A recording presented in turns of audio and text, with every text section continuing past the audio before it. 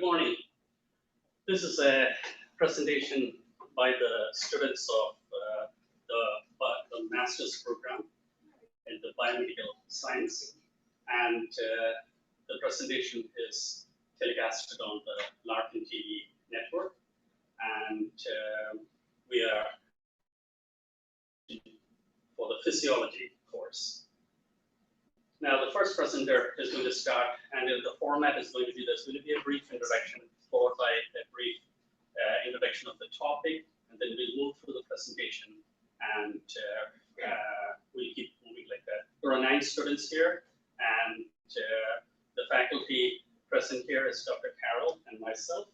And Dr. Carol is the dean of the program, and she's here supporting us. And I wish all the students the best of luck. Thank you. Okay, yeah. Thank you, Dr. Chair. Loud. Yes, sir. So, good afternoon, class. My name is Gabriel Thomas. Today, I will be presenting on Sjogren's syndrome. Again, my name is Gabriel Thomas. Sjogren's syndrome. Sjogren's syndrome is a systemic chronic inflammatory disorder characterized by lymphocytic infiltrates in exocrine organs. So basically, in more simpler terms, it is an autoimmune disorder that where your body's immune cells or the white blood cells attack your own healthy glands. And specifically in this case, they're talking about in Sjogren's syndrome, your body attacks your exocrine glands, your lacrimal glands, and your salivary glands. Your salivary glands that secrete your saliva, and your lacrimal glands that secrete your tears. So a couple of symptoms that come from Sjogren's syndrome are xerothymia and xerostomia. Basically, there are medical terms for dry eyes and dry mouth. Those are the major 2 symptoms for Sjogren's syndrome. Other symptoms include parotid gland enlargement, which is your main salivary gland, which is right behind your jaw and in front of your ears. Then you have joint pain, swelling, and stiffness, skin rashes or dry skin, vaginal dryness, persistent dry cough, or prolonged fatigue. But again, your main symptoms are your dry mouth and your dry eyes. Sjogren's syndrome can occur at all ages in life. It mainly occurs in women. The ratio is 9:1 for female to men, and as well as more prevalent in Caucasian women. It usually begins to occur later on in the women's later stages of life, in the 40, when they get to 40 and 50 years of age. So here's just a couple of pictures of the symptoms. You have the main 2, as I said before. You have dry eyes and you have a dry mouth. Dry eyes can lead to damage to your eye surface, and dry mouth can lead to increased tooth decay, which I'll get into a little later when I talk about the physio of the 2 subjects. But the diagnosis. So there are multiple ways to diagnose Sjogren's syndrome. You can test for the blood, you can test saliva functions, or you can test the tear functions. One of the first specialty tests I'll be talking about is the testing of the tear glands. So the test is called the Rose, Bingo, and Schirmer test, and it measures the function of the tear glands. Rose Bingo is a non-toxic dye that is placed onto the surface of your eye, and the uniqueness, the distinctive color of the Rose Bingo dye is what determines how well the tear film functions and how long it takes for the tear to evaporate. It's usually done by the eye doctor. One of the next tests that is used is the blood test. Sjogren's syndrome. If a patient has Sjogren's syndrome, there are special antibodies located in the blood that include SF8 and SF. Most of the time, 60% of Sjogren's syndrome patients have these antibodies in their blood. A couple more tests used are tests that test for the function of saliva. Salivary flow rate is a specialty test where the doctor will ask a patient to spit into a cup for 5 minutes straight. And what this does is the doctor will weigh the production of the saliva to test whether the salivary glands are working properly. They'll weigh the cup of the saliva, and if there's not enough production of saliva, the doctor can then diagnose whether or not the patient has Sjogren's syndrome. And another salivary test is the sialogram. The sialogram is a special X-ray where the dye is injected into the parotid gland, and then it is used to determine how much saliva flows into the patient's mouth.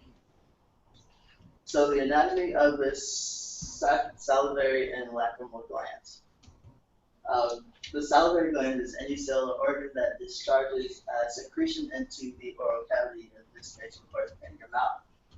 So there are three major glands of the salivary glands. There's the parotid, which is the biggest out of all of them, the submandibular gland, and the sublingual gland, as you can see. The sublingual gland being the smallest. There are minor glands located all throughout the oral cavity, except for your hard palate. Those minor glands can be located in your tongue, your palatine tonsil, your palate, your cheeks, and also your lips. Here's just a picture of the major salivary glands. They're paired, basically meaning that there are two, there's one on each side of your oral cavity.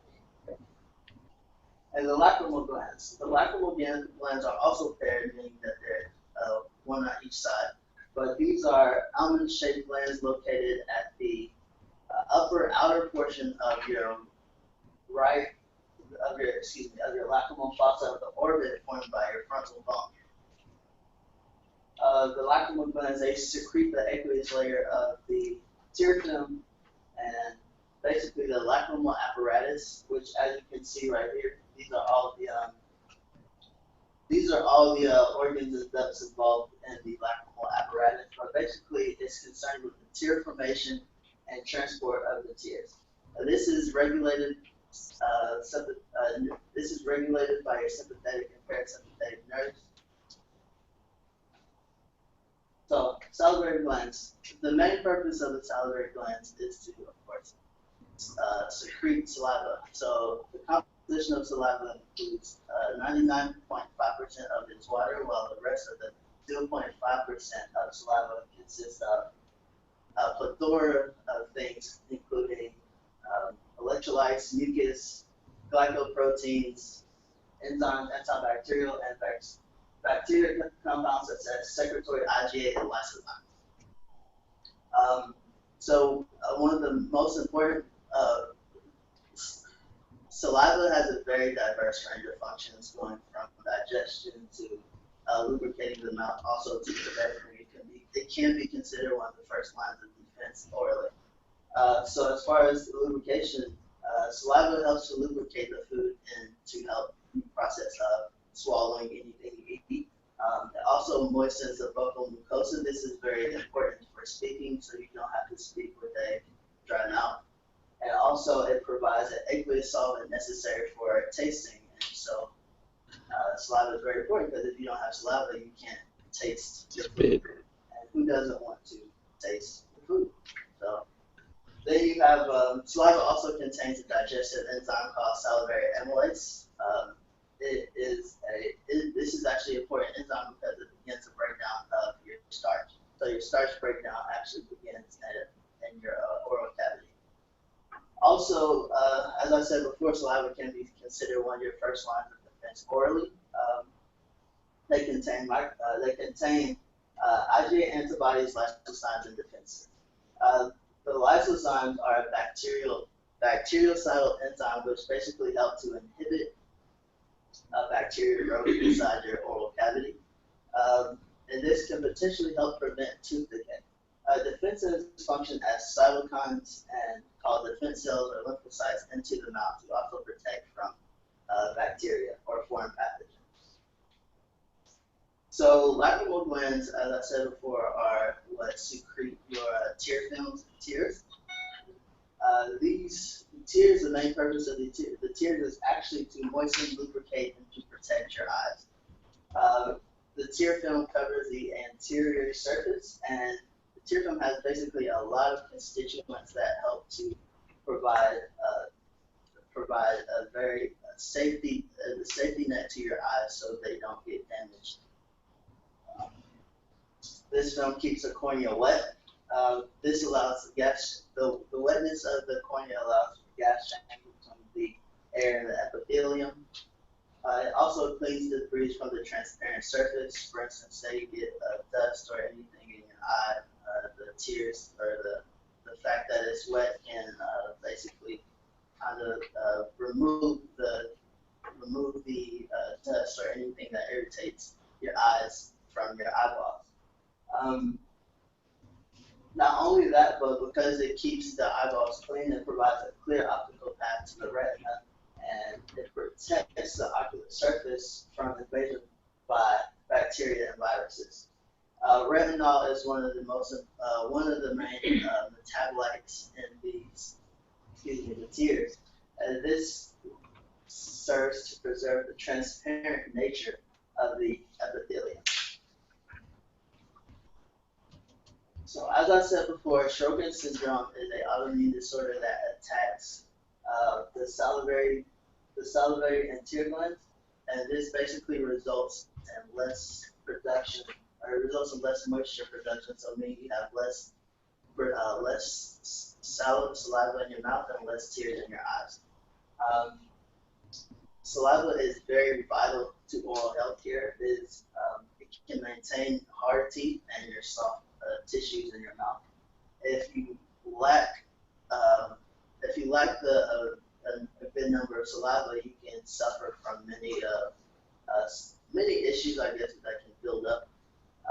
So, for instance, you can have difficulty with eating, swallowing, and speech. You can have trouble wearing dentures. I guess that's if you're a very elderly patient. You can also have trauma to an ulceration of the oral mucosa. Your taste can be altered. You can have poor oral hygiene, and you can have rapidly progressing dental caries. As far as dry eyes go, the main purpose of the IGA is to protect the cornea from viral and bacterial infections due to the fact that your eye is a very wet, is a prime area for bacteria to attack, and it's easy for bacteria to attack if you lack proper moisturizing of the eyes.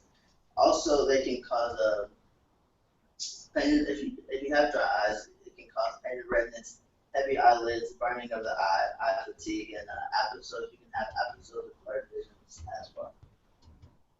So treatment: there is no cure for Sjogren's syndrome. However, most of the treatment is used to alleviate the symptoms.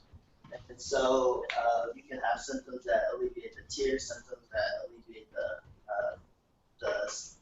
lack of saliva in the mouth, or you have drugs that are possible to do both. So your artificial tears treat basically the moderate cases of the eye. They're basically like an ointment. You can find over-the-counter, either ointment or eye drops or things like that. Moisture chamber spectacles are a special form of glasses that you keep. They keep the moisture, and they're basically almost like goggles that keep the moisture and also protect the eyes from dust, particles, and other irritants. Surgery is also an option. Surgery, what a doctor can do with surgery, is they can place plugs inside your duct that where the tears drain away. If the tears don't drain away, they're allowed to accumulate into your eye, accumulate in the eye, or not in the eye, but outside of the eye, keeping the eye moist for better purpose. As far as your mouth goes, you want to keep your mouth lubricated. So things you want to do, if you want to consume more liquids, a patient can suck on ice to keep your mouth lubricated. You also want to rinse your mouth for your oral hygiene health, because regular mouth washing helps protect against infection as well as soothe your mouth. Oral hygiene is also very important because it prevents gum disease and tooth decay. There is no, if a patient has Sjogren's syndrome, you can't smoke because it speeds up the rate of saliva. It speeds up the rate of removing saliva from the body, or from the mouth. It also irritates the mouth and can cause ulcers inside of the oral cavity. Sugar-free chewing gum is also very good to keep the mouth lubricated because it stimulates the production of saliva. There are also drugs that can do both at the same time. There's pilocarpine. This stimulates the saliva anterior glands to produce more saliva anterior, as well as you have hydroxychloroquine, which is a medication that slows the actual salivary and Lacrimal Glands. Found it on eBay. I believe that's it. I don't know exactly. It's somewhere near Infield, like right up on the mass border.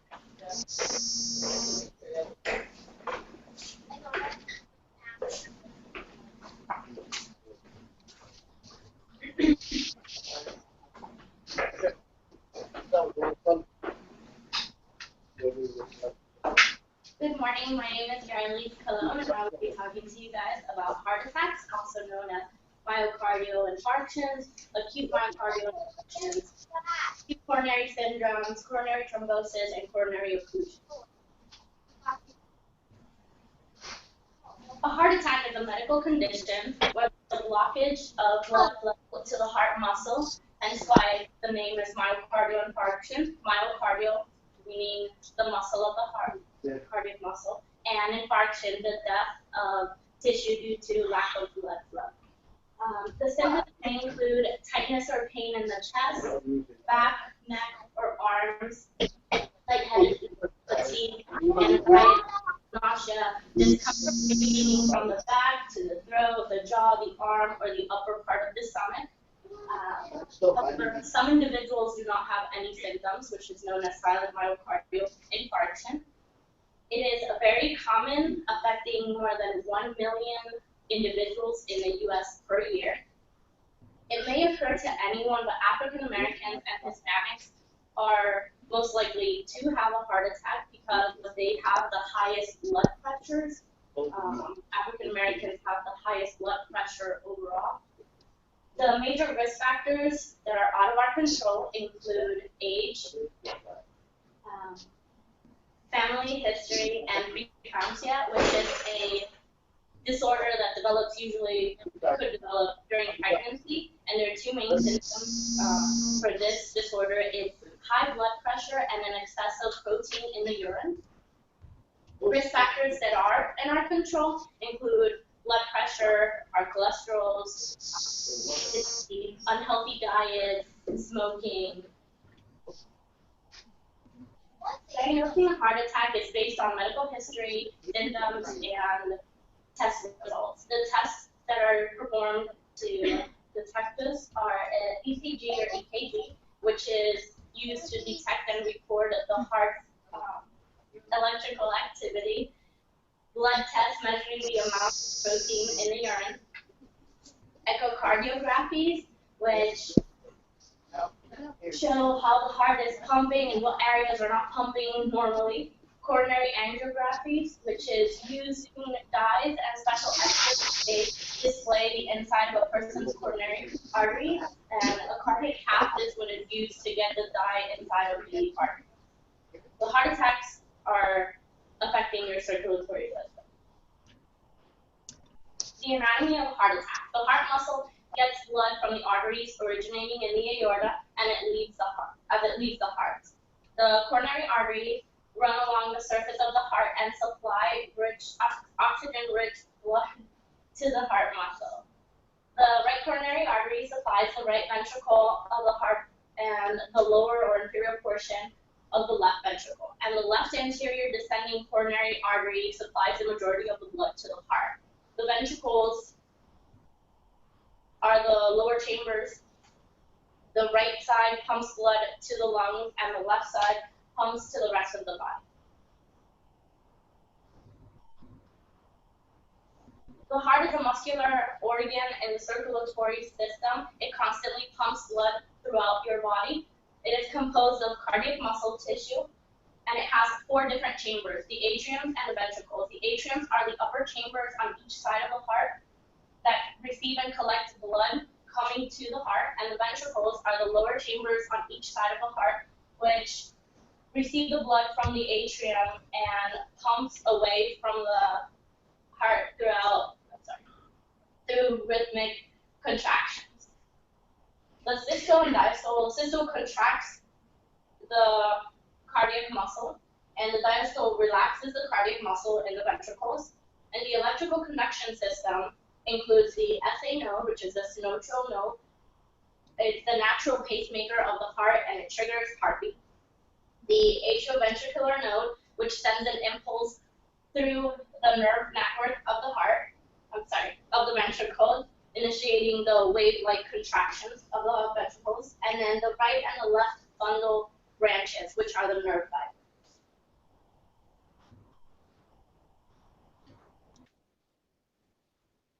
A heart attack occurs when one or more of the coronary arteries become blocked, known as atherosclerosis, which is the plaque formation, which occludes the blood flow.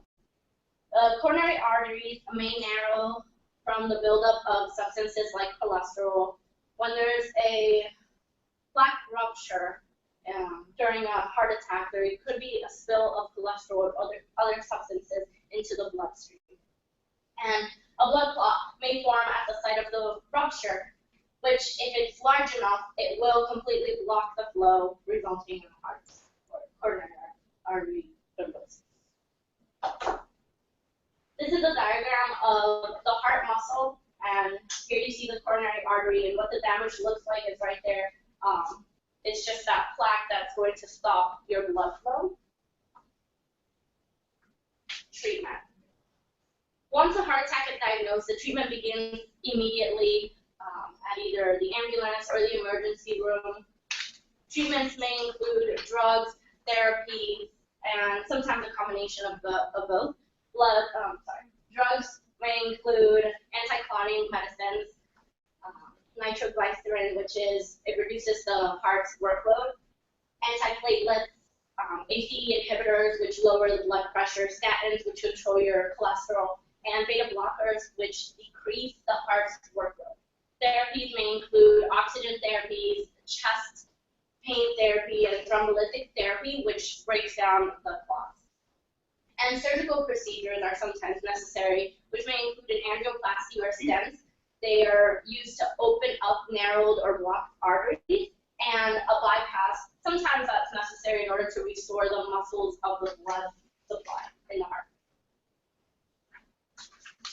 When a person receives the treatments, that does not really mean that person cannot have a heart attack again, but it does prevent future attacks, or could help. A healthy lifestyle is encouraged, maintaining a healthy diet, exercising, having regular checkups, eating healthy. Every 43 seconds, someone in the United States has a heart attack. The mortality rates are 600,000 deaths. It's the #1 cause of death, and the morbidity is 26.6 million adults are diagnosed with heart disease, or 11.3%. Long-term outcomes: many individuals survive a heart attack and live full and active lives. Sometimes after a heart attack, the worry about if they're going to have a heart attack again leads for them having anxiety or maybe even depression, which there are medications that are used to control these things, and sometimes even support groups. And if help is received quickly, then the damage to the heart muscle is less, so the person will have a normal life. And that is it. Thank you.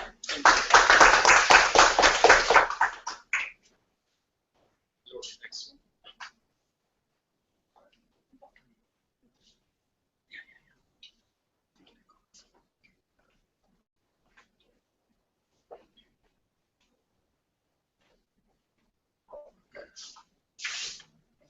Good morning, everyone. My name is Matthew Budani, and I'm here to present to you Alzheimer's disease as part of the Human Physiology course. or Larkin Health Sciences Institute. Brief introduction, we ask the question, what is Alzheimer's disease? Alzheimer's disease is a progressive neurodegenerative disorder that will destroy memory and thinking capability as well as visual spatial capabilities and interfere with the patient's life. It currently affects over 5 million Americans and other numbers in mass around the world. It is also known as the most common form of dementia. Dementia being the umbrella term that encompasses all neurodegenerative disorders related to, but not exactly the same, in Alzheimer's disease.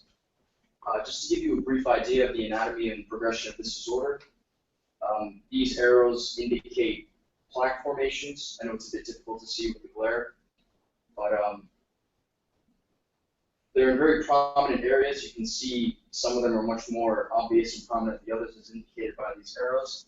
What might not be so obvious, though, is the shrinkage of the cortex. As most of us know, the cortex is where our memories are stored. So as the surface area of the cortex shrinks, so does our function, and so does our ability to retrieve and form these memories. The signs and symptoms of the disease vary, but on average, a patient or someone afflicted with this disorder will have memory loss that really interferes with their day-to-day life. For example, if I was to forget my keys once or twice a week, it wouldn't really be a big deal. But if I was to leave them in the fridge day after day after day, and I'm unable to retrieve them, and I'm able to retrace my steps to be able to identify where they are, that would create such an issue, and it would be susceptible to something of this nature. They have problems planning and solving issues, as I mentioned earlier. Just very simple tasks, things that you and I would be able to do every day, they might have trouble with. There's also confusion with the time and place. They might identify themselves as a previous, earlier version of themselves at a younger age. They're unable to really be in the now and identify with what's going on around them. As I mentioned earlier, there's visual spatial relational issues. I'll get into the anatomy of that as we go along, but essentially, you may have heard of Alzheimer's patients being susceptible to tripping and falling. They may have problems with speaking or writing. As some of us know, the language portion of the brain is on the left side. So if you take a quick look at the plaque formation, it could directly affect Broca and Wernicke's area, which will control speech and speech production, respectively. And one of the most iconic symptoms and signs of Alzheimer's disease would be the mood and personality changes that come with it. The more depressing side of it would be you really, if you have a family member afflicted with this disorder, you really have no idea who you're seeing and who's acting in front of you, and they may or may not recognize you as well. And it's been shown that some patients get incredibly aggressive because there's an internal battle between their mind and their actual functional brain that they have to deal with every single day. In order to diagnose this disease, it's quite simple. You take a thorough patient history dating back to a generation or two. If their parents or grandparents ever had any neurological problems or signs of neurological disease, that is a key step in diagnosing this disorder. Mental status testing is also done. A patient may be asked to draw a clock, identify who the president is at this current time, what the time and date is. Very, very simple, basic tasks that people with form functional brains would be able to complete. Neurologists will also complete a physical and a neurological exam. They might do some MRI testing, CT testing, look for plaques, look for the shrinking of the cortex and hippocampus. And to sum up all this diagnosis, there's all of this plaque and all of this shrinking of the cortex and enlarging of the ventricles, which I'll get into later, really just affects the higher brain function capabilities of people afflicted with this disorder. This disorder afflicts the brain, which is part of the central nervous system. As most of us know, the most important parts of the brain or relevant to this disorder would be the cerebrum, the cerebellum, and the cortex. The central nervous system itself encompasses the brain and the spinal cord. We know that the brainstem is what controls our autonomic functions, Our cerebrum is involved in memory and problem solving, and our cerebellum is for balance and coordination. As I mentioned earlier, if there's an issue or plaque buildup or neurodegenerative cases in the cerebellum, they'll have visual, spatial, and kinesthetic issues, unable to balance appropriately and whatnot. The wrinkles, as I showed in the earlier slide, and I'll get into a little bit in the next slide, are what encompasses the cortex. The thick mirrored images that show the rings or what are called CNS wrinkles in the brain are what encompass the cortex, and that is what controls our memories and voluntary movement. Note that voluntary movement is very, very important because I'll get into a neurotransmitter called acetylcholine that controls mood and voluntary movement in all of us. The principal cell that encompasses or that controls and makes up our brain is the neuron. I'll get into the anatomy of that in the next slide. And the destruction of these cells and their function is what it actually causes these symptoms and issues to occur in the patients, particularly with Alzheimer's disease. Over on this side, we can see a healthy brain with almost perfect anatomical CNS wrinkles that encompass the cortex. The hippocampus is of healthy size, and the primary ventricles on each side of the brain are normal size. They're not enlarged yet. In conjunction with that, we have a healthy neuron, which is made up of many tiny microtubules that are held together with tau proteins. You can see there is no discoloration and there's no kinking or bending in this neuron as it is healthy. As the disease progresses, you'll have cortical shrinking. As I mentioned earlier, the shrinking of the cortex, the loss of surface area is directly correlated with the loss of function. So as it progresses from these perfect wrinkles that are deep into the brain and becomes unraveled almost, we lose surface area, we lose function. In conjunction with that, the hippocampus will also shrink due to the fact that the ventricles are enlarging.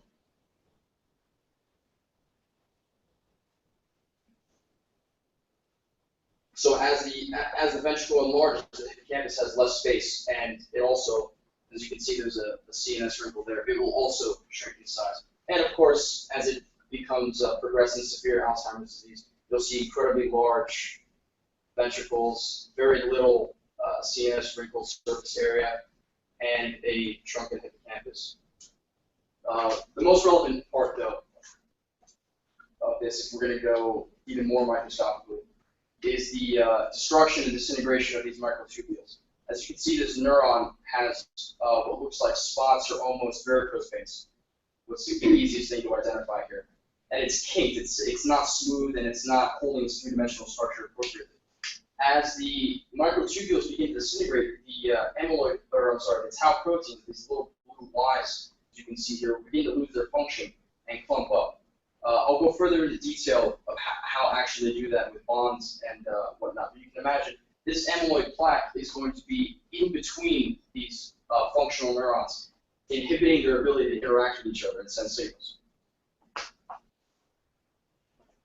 To give you a little better of an idea with these two visuals here, this is what an accumulation of normal neurons looks like. You can see there's no tangles, there's no strange kinks or veins, there's no amyloid plaque in between them. They're able to synapse and interact appropriately with each other. In an Alzheimer's disease patient, the neurons, microtubules begin to disintegrate and leave room for these tau protein tangles. Essentially, what the tau protein does is it starts to bind to every other tau protein around it and create sheets on top of itself and create tangles within the neuron, and the neuron will then die. What's identified here is the amyloid plaques, as I mentioned earlier. It's been shown that amyloid plaque accumulation is directly related to the tau proteins losing their function. So as the plaque accumulates around the neurons, the tau proteins in the microtubules will lose their ability to bind the microtubules together and keep them from disintegrating. There's a thing called the Amyloid Hypothesis. Now, none of this stuff is 100% fact. We know very, very little about Alzheimer's disease, but things that we do know are that the plaque buildup is directly related to the loss of function within the neuron, which progresses the disease of Alzheimer's. the plaques are formed of what's called an AB amyloid protein. There's a peptide called amyloid polypeptide that's coded for on the 21q21.2 gene loci of chromosome 21. What it actually does is that APP will cleave alpha beta amyloid appropriately into its right and formal function that will not form these plaques. Once that protein is unable to do its job, there will be an overall increase in either alpha beta amyloid itself, or it'll cleave incorrectly into these two derivatives, alpha beta 40 and alpha beta 42. And obviously, when there's an accumulation of that, you'll have the amyloid proteins that will clump together and form the plaques. Now, it sounds very similar to how the tau proteins accumulate and form together, but you must remember that the amyloid plaque isn't directly formed in tau proteins. The tau proteins actually come together within the neuron and cause it to die. Where does it all go wrong? How does this actually happen? As you can see here, this is a healthy neuron with formed branches and it's able to function appropriately. These little beads within the microtubules make up the microtubule itself. And I know it's a little bit difficult to see here, but there are actually little Ys, as I mentioned in the previous slide, that are the tau proteins that will hold the pieces of the microtubule together, again, in a healthy neuron. In a diseased neuron, the tau proteins lose their function. And as the tau proteins lose their function, the microtubule begins to fall apart. Once that happens, the tau proteins, which have a phosphate group on the side of them, will begin to hyperphosphorylate, which means they'll bind together indefinitely, forming clump after clump after clump because of their chemical nature. So as you can see here, I know it's a bit hard to read, but hyperphosphorylated tau protein. You can see the base of the protein and the phosphate bond forming. The tau proteins, interestingly enough, actually form their own three-dimensional structure, which is called a perihelical fragment of tau protein. They'll form sheets that stack on top of each other, and those sheets correlate directly to the lines that you can see in the diseased neuron. The treatment and care for this disorder is quite complex, and it's, again, case by case, but on average, there isn't really one treatment or care procedure. There is a drug that I'll get into in a few slides that it has been shown to have the least amount of side effects and the most, the best type of mental preservation for this disorder. The whole point of the treatment and care is to maintain as much mental higher function as possible for as long as possible for the patient. I'm going to go into the morbidity and mortality of the disease in a little bit so you understand how the drug will increase the functional lifespan of the patient. As I mentioned earlier, the treatment, there's issues with day-to-day life, so the treatment will encompass things like medical aids that will come over, assist the patient or be afflicted with day-to-day tasks such as showering, getting dressed. You know, some of them might want to make their own breakfast, some of them can't and haven't had that done for them. They might need assistance eating, they might need assistance going up and down the stairs, or be wheelchair bound. What's really sad about this disorder is it manifests later in life, and there are many other cofactors or other diseases that will make this Alzheimer's disease even more difficult to live with. Many patients will also suffer from osteoporosis and or muscular disorders. So you can imagine your inability to control your body appropriately because of the Alzheimer's, and your bones breaking down because of your old age and your either low estrogen or low testosterone, depending on if you're male or female. They kind of build on top of each other and make your life really difficult. Alzheimer's disease is also the 6th leading cause of death in the United States, and that's rapidly increasing every decade. The mortality rate for people over 85 years of age, that is when they're diagnosed, how likely, if they're diagnosed at 85 or older, how likely they are to die within 3 to 5 years compared to people that are diagnosed much younger. And the risk of dying from this disorder is highest among Hispanic whites, or non-Hispanic whites, and lowest among the Hispanic population. The African American population is somewhere in the middle.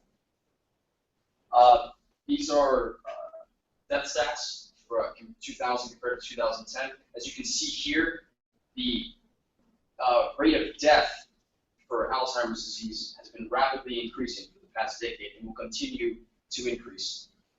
There's a scary statistic out there that states by the year 2050, it will cost the United States almost $1 trillion to treat all Alzheimer's patients. There are 72 million baby boomers that will reach Alzheimer's age within the next 30 years. To continue on treatment and care, I mentioned the drug that is relevant to treating this disorder. Most people will take an Exelon patch.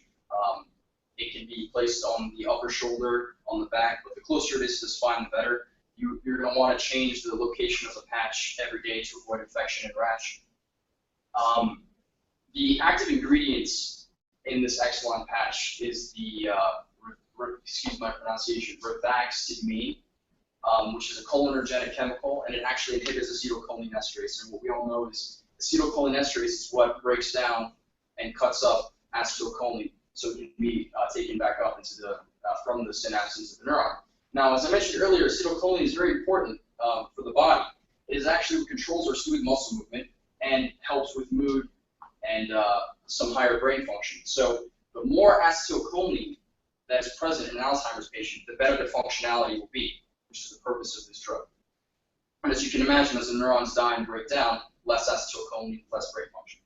So to wrap it all up, there's really no cure. There's a bit of research being done that suggests that Alzheimer's isn't just one thing. It's many smaller disorders all clumped together, and that they should all be treated separately and individually. What we can do to help people with this disorder on a non-pharmacological level is keep them engaged with mental tasks, ask lots of questions. I know some of us in here have relatives with this disorder. You want to keep them engaged as long as possible to keep their higher brain function active. You can see it as like this. It's their mind versus their actual brain. If you can keep their mind engaged, it might help their brain function better. And for physicians, it's very routine. Every 2 months, the patient will go in. The neurologist will keep a detailed notebook for the progression of the disease. And it'll be the same types of questions each time they visit. The only time it'll be any different is if they see a large jump or difference in progression of the disease. For example, if someone with stage 1 Alzheimer's, which is very mild, as I showed in the previous anatomical slide, jumps to being completely catatonic and they're unable to speak and recognize where they are and who they're with, they'll order more MRIs and see how far along the disease has progressed. And that's it. Thank you.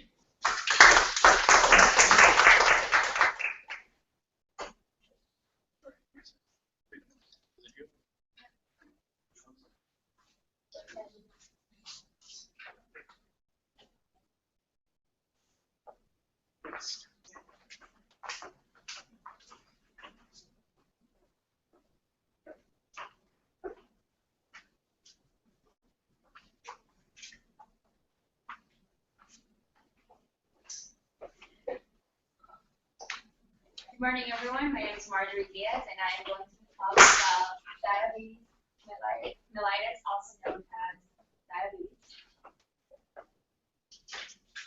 Now, diabetes is a condition where the blood glucose concentration and insulin levels are out of balance in the body. Some common symptoms of diabetes include frequent urination, the feeling of being thirsty. You can get tingling in your fingers and legs, and you can also have blurry vision. Diabetes can also lead to heart disease, stroke, and even blindness, as well as kidney failure. According to the CDC, 29.1 million of U.S. Americans are found to have diabetes, which is pretty much 9.3% of the U.S. population. Out of this amount of people, 8.1 million are said to be undiagnosed for diabetes. 15.5 million are men, and 13.4 are women. In this graph, we can see the percentage of individuals aged 20 years and older with diabetes. Based on the graph, we can see that American Indians are actually the group of people with the highest number of diabetic patients.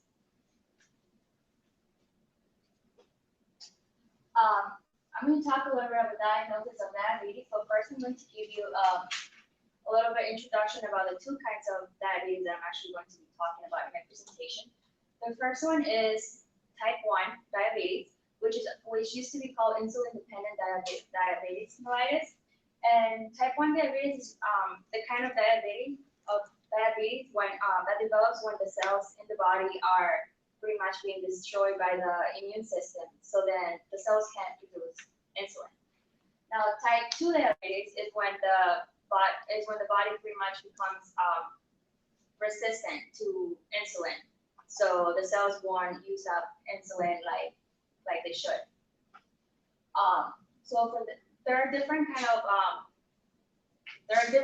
blood exams that can be done to check for diabetes, including the A1C test, fasting plasma glucose, and the glucose tolerance test. Now, when a patient goes for the physical exam to the doctor, where a lot of doctors are also doing, they are giving a random plasma glucose test to test for diabetes. This graph right here shows the kind of like the numbers of glucose concentration that should be found in a test for a different kind of test. The A1C test actually shows the glucose concentration in blood in percentage. And what it does, it pretty much measures the average of glucose concentration in the blood for 3 months. The fasting plasma glucose is actually said to be the more convenient one and more cost-effective one. And in order for this test, the patient needs to be fasting for at least 8 hours. And if a patient comes out with a glucose concentration of 126 or above, then in order for them to be diagnosed with diabetes, these tests need to be confirmed a second time. Then the oral glucose tolerance test is supposed to be the most sensitive one. However, it is not so convenient, simply because in order for this test to be given, the patient needs to be fasting for at least 8 hours, and then so that the glucose measured, and then after 8 hours, the glucose is measured. Then they're giving a liquid that contains 75 milligrams of glucose, and then they have to wait 2 hours and be giving another glucose test. And the measurements for this are 200 or above, and this test also needs to be given a second time in order for a patient to be diagnosed with diabetes.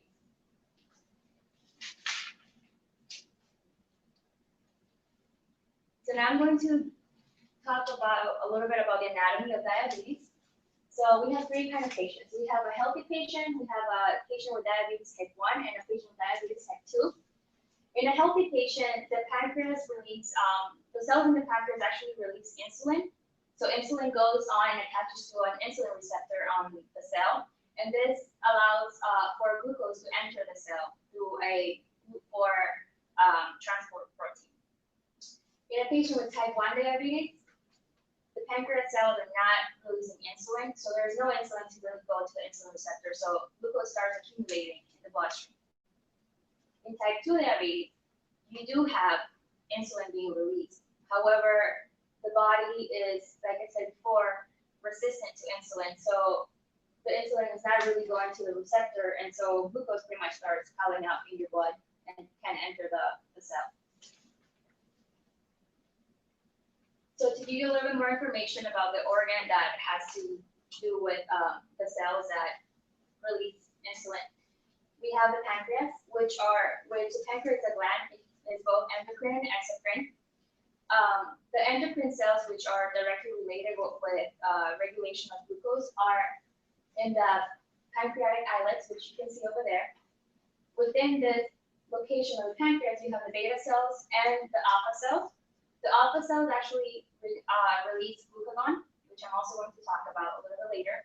And the beta cells are actually the cells that release insulin.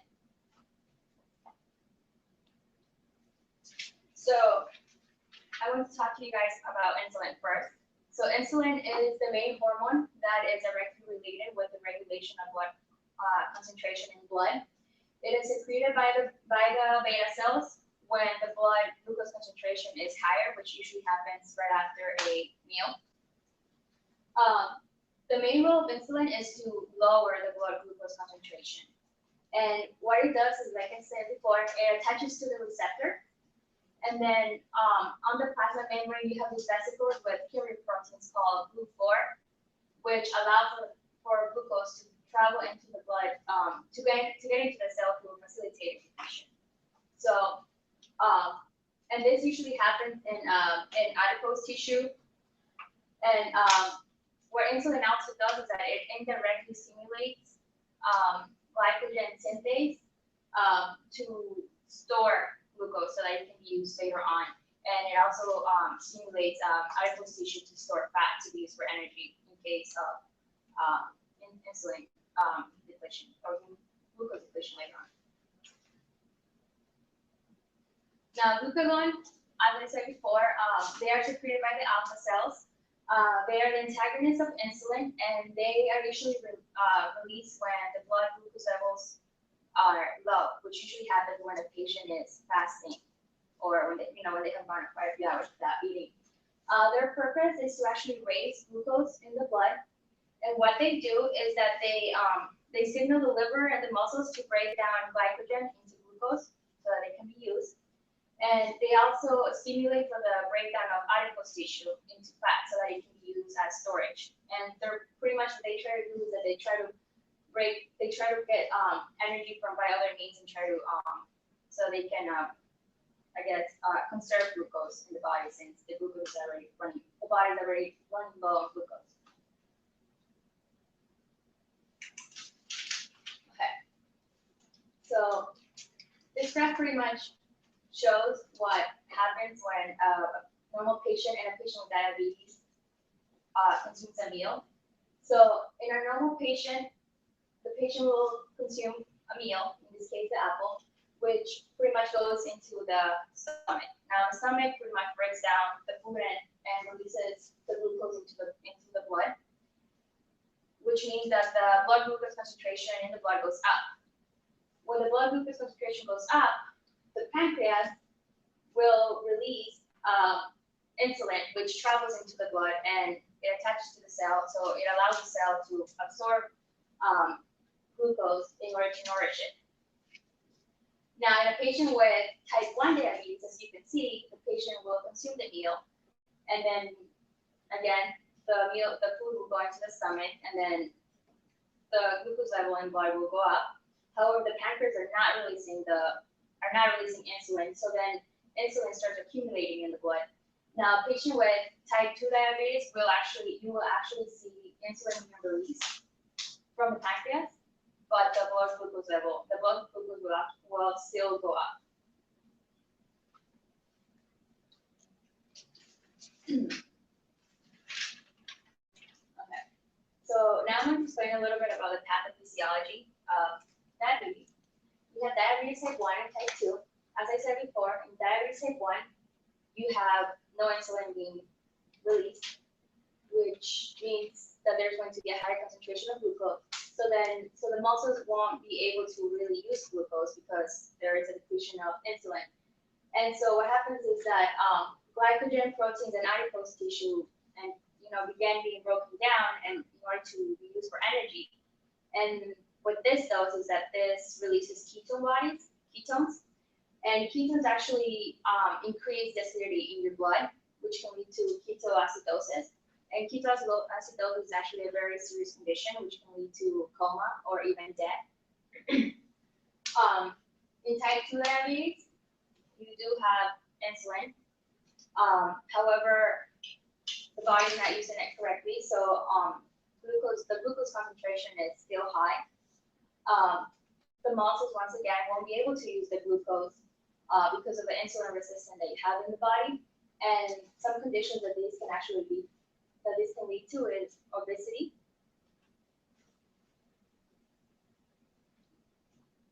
Now, the treatment for diabetes pretty much depends on the kind of diabetes that you have. but it is important to know that you can get treatment, but there's no cure for diabetes. If you have type 1 diabetes, which is where your body produces no insulin at all, the patient will usually be given insulin. It is also recommended that they exercise and they follow a diabetic diet. Now, patient with type 2 diabetes, they will, the doctor will pretty much ask them to, try to reduce some weight and also go into a diabetic diet. Besides this, what they can also be given oral medications to help. But if oral medications fail, then they will go into being prescribed insulin. It is also important to know that diabetes is the 7th leading cause of death in the United States in 2010. So it is very important to treat it early, as soon as possible, because if you don't treat it, then this can lead to heart attacks, you can have stroke, you can have blindness, and as well as amputations and kidney disease.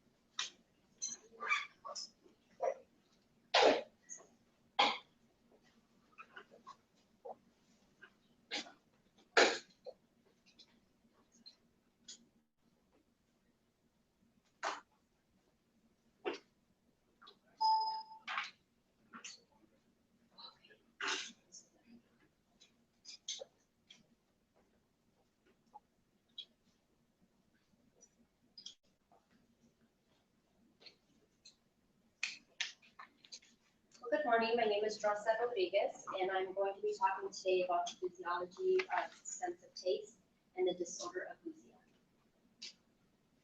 So agousia is a complete absence of taste. It's the inability to distinguish between various tastes such as sourness, saltiness, bitterness, sweetness, and umami. Agousia occurs when there's tissue damage in the nerves that support the tongue. Agousia affects children and adults the same. But it usually,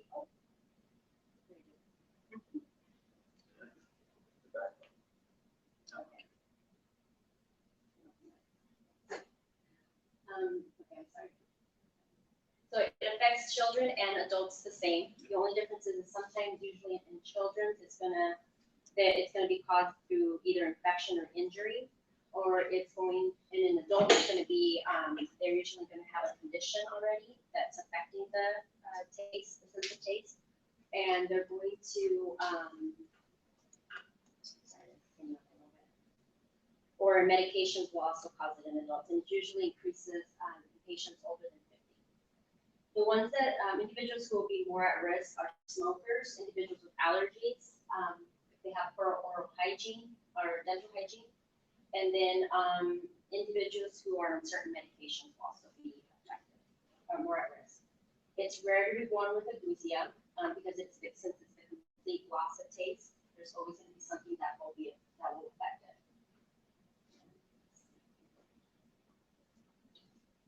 So the diagnosis of agousia is to perform a test case, and in this test case, it will determine which tastes can be detected and at what concentrations you can taste them at.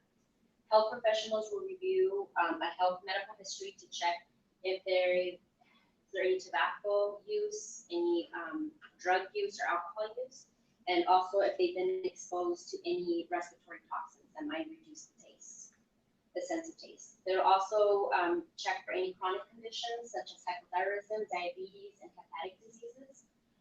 They'll also want to make sure they get a nasal or an oral examination to check if there's any obstruction in the nose that may reduce the taste, or any oral infections that changes the tongue surface. So the physiological systems that are normally affected would be, you'll see neural damage, which there are nerves like the cortex nerve, the glossopharyngeal nerve, and the trigeminal nerve that support the tongue. And that's what this picture is showing here. It's just the nerves that are are being innervated in the tongue and are connected to the brain.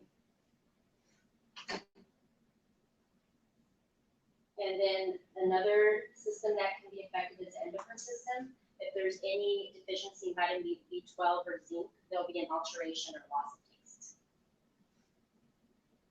So the anatomy of gustation or taste is mainly associated with the tongue. The surface of the tongue is lined with stratified squamous epithelium, and it has the raised bumps, or as we know, papilla, which contains the taste buds. There's three types of papillas: the valate, foliate, and the fungiform. And here you can see where they're located. There's the valate at the posterior end of the tongue. The foliate is more on the lateral, and then the fungiforms are in the anterior part of the tongue.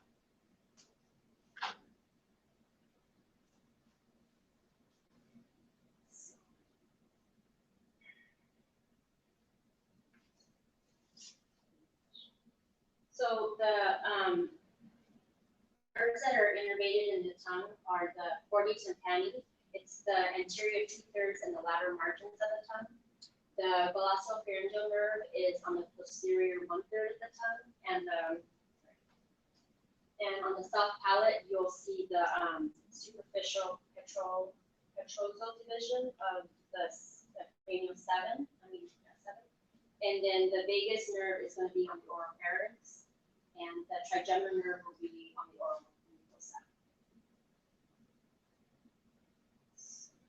The physiology also, the taste, the main objective is to promote ingestion of nutritious substances and to prevent consumptions of potential poisons and toxins. The taste receptors I had mentioned earlier, they detect chemicals that dissolve in the saliva. They're found on the surface of the tongue. They are going to sense the sweet, bitter, salty, and umami senses, and each one has their own receptors that are designated to them. So like the salt has the epithelium sodium channel. The bitter receptor is going to be in the bitter receptor family, the T2R. The sweet is the T1R2 and the T1R3. Umami is the T1R1 and the T1R3. And these are the different receptors. So there's 5 types of taste, which I mentioned earlier: sweet, salty, sour, and bitter. Sorry, umami. So sweet is going to be usually energy-rich nutrients like sucrose. Salty allows for modulating diet for electrolyte balances, and it's stimulated by the sodium concentration in saliva. Sour is a taste of acid in response to the hydrogen concentration released from the acidic substances. And then bitter allows the sensing of toxins and is stimulated by alkaloids. Umami is stimulated by amino acids, usually glutamine, and it's transduced through the G protein coupled surface receptors. And then this is just a picture showing the different receptors and sodium channels. So I'm just going to give you guys a brief summary of this picture here. It's a taste signaling cascade in the mouth. It's very detailed. I won't go into that much detail. I'll just kind of briefly summarize it. So the taste receptors are stimulated by taste substance. You're going to have a partial negative potential loss. So when this happens, the binding of the chemicals to the receptors are going to be depolarized. So this depolarization is going to transmit to the taste nerve fibers, which is going to result in an action potential that's going to be transmitted to the brain. Then there will be a release of neurotransmitters that will carry the chemicals that the food is ingested to the surface in the saliva. Then the neurotransmitters are going to activate the sensory neurons in the facial and the glossopharyngeal nerves. These sensory neurons are part of the, so then the axons from these sensory neurons are going to carry the taste information to the medulla, then that's going to travel to the thalamus, then it'll be routed to the primary gustatory cortex, which is responsible for the sensation of taste. So the physiological breakdown of the gustation system, there may be some dysfunction in the smell olfactory function due to the fact that flavor consists of taste receptor stimulation and retronasal stimulation. Some olfactory may reduce, yes, it will reduce taste. There's also middle ear disease that leads to reduced taste due to the location of the chorda tympani. That's one of the nerves that gets affected by the nerve. If there's any damage done to it, it'll reduce the sense of taste. Some non-olfactories can happen locally, systemically, and neurologically. Some examples of locally will be oral infections, dental procedures, and taste bud damages. Systemically, you'll see cancer, renal failure, and hepatic failure. And neurologically, the palsy will damage the chorda tympani nerve, and the multiple sclerosis, neurodegenerative diseases such as Parkinson's disease. Medication is the leading cause of taste dysfunction. These are just a few of them that I'm mentioning, but there is more. Aspirin, penicillamine, sulfadoxine, and metronidazole. So treatment, the main way to treat ageusia is to determine what the underlying cause is and then to treat that. You can recommend them to increase the oral hygiene, to lose weight. You can also give the patient mints or sugar-free gum that might decrease the oral dryness, because that can cause reduced sense of taste. You can also supplement vitamins to correct the deficiencies, artificial saliva. Patients that are diabetic, they want to avoid either too much sugar or salt intake, so you can recommend them to use measuring devices when cooking so they don't add too much salt or sugar to their food. And then these patients should be reassessed every 3 to 6 months, because it takes up to 6 months to a year to return for taste to return to normal.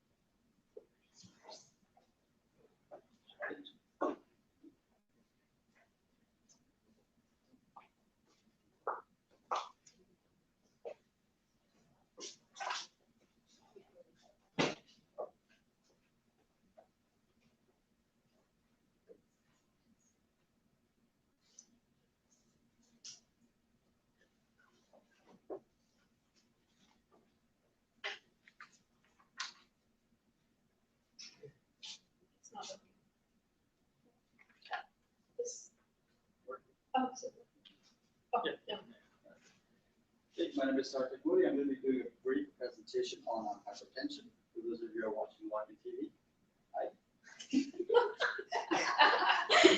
All right, so we should do a little bit of introduction. So hypertension, what it means is, it means high blood pressure. So the way doctors will write it sometimes in the medical charts is as like HTN, or they'll write it as HN or HBP, which means high blood pressure. Usually if you ask the doctor, they'll just write it like this, HTN. This is a little bit more famous, people call it. So hypertension doesn't really have direct exact symptoms, but it can have genetic roots. What that means is if your mom has it, if your dad has it, uncle has it, aunts have it, then most likely you will have it as well, unfortunately.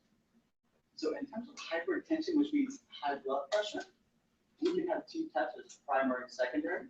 We'll talk about the ones later on as well. And the differences between the primary and the secondary.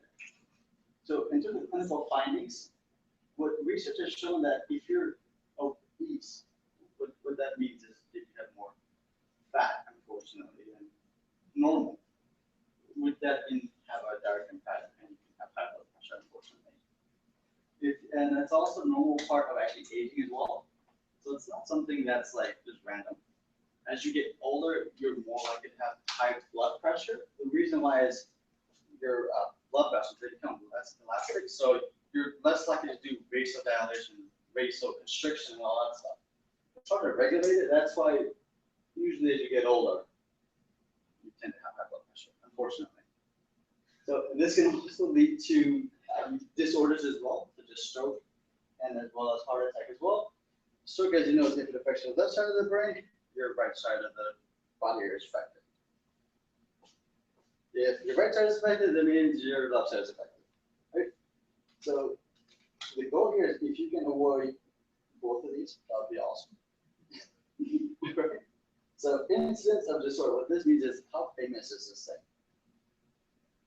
apparently it's really strange because millions of people have it all around the world, and it's the unfortunate thing is that it's actually a normal aging process.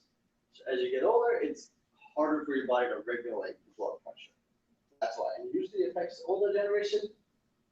Nowadays, we're finding out that it actually affects the younger generation as well. So if someone's like 25 years old, they can easily have high blood pressure. And usually that's because of like genetic roots. Well, my mom, dad has it, I have it as well. And they have to take medications and stuff like that for the entire rest of their lives. All right, so these are some of the risk factors. If you look at this chart, it gives you